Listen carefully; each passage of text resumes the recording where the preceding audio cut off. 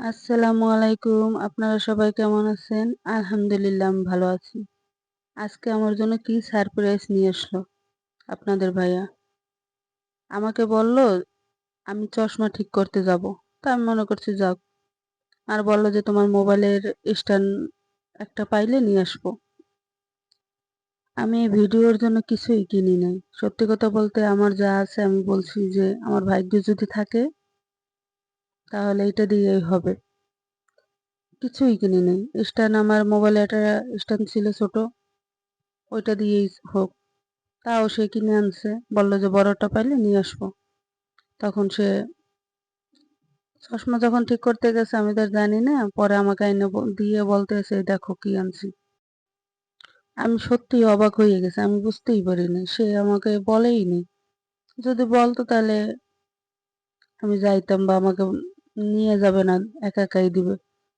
এই জীবনে হঠাৎ করে না ভুলে এই কাজটাই বললো। আর জীবনে কখনো আমাকে এই কাজ করেনি।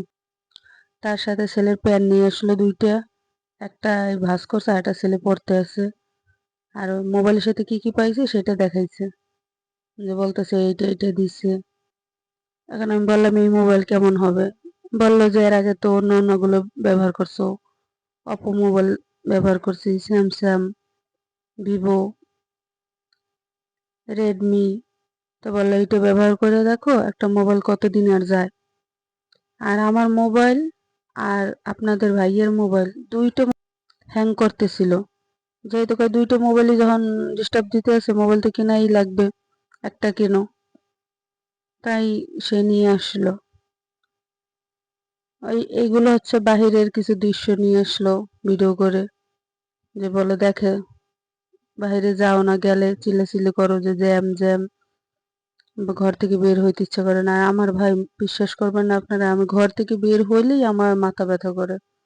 আমার আল্লাহ দিয়েছে কিছু কিছু রোগ, মাইগ্রেনের সমস্যা আছে, তো ঘর থেকে যদি আমি বাসা থেকে বের হই তাইলেই আমার মাথা ব্যথা শুরু হয়ে যায়।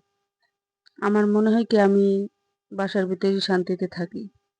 আর একটু গ্রামে থাকলে আমার এদিক ওদিক যাইতে ভালো লাগে।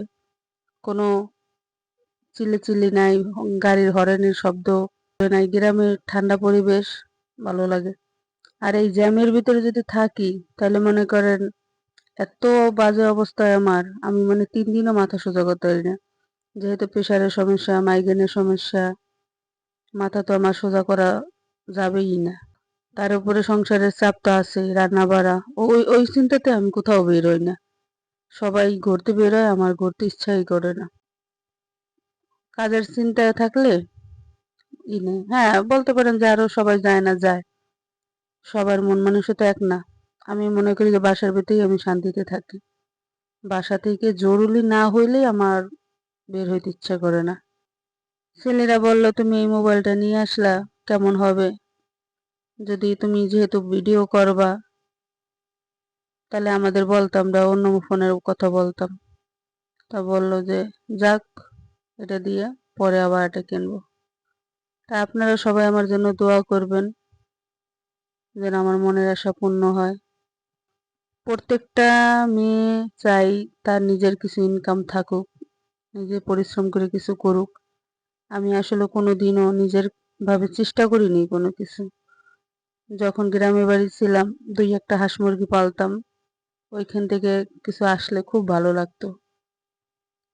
প্রত্যেকটা দিন ডিম মনে করবেন 10টা 15টা ডিম আসতো আমার হাঁস মুরগি থেকে। এত ভালো লাগতো ডিমের এভাবে রাখতাম কিছু হাঁস মুরগি, ডিম বিক্রি করে ওই হাঁস মুরগির আদার আনবো আর আমার ছেলেদের খাওয়াই। আপনার ভাই বলতো তোমার আদার তো আমি কিনেই দিই, তাহলে তুমি ডিম বিক্রি করবা কে, আমার ছেলেদের খাওয়াও। এখন আমি তো আমার হিসাব মতন চলতাম, ছেলেদের তো খাবার আমি বাকি রাখতামই না, কারণ ওদের তো আমার খাওয়াইতেই হবে। ওদেরটা যেহেতু নিজের হাতের পালা জিনিসের সাথে তো আর কারণ কোনো কিনা জিনিসের তুলনা হয় না। কিনে খাওয়া। যদি ভিডিওটা আপনাদের সবার ভালো লাগে তাহলে লাইক কমেন্ট করবেন, সাবস্ক্রাইব করে দিবেন। আল্লাহ হাফেজ।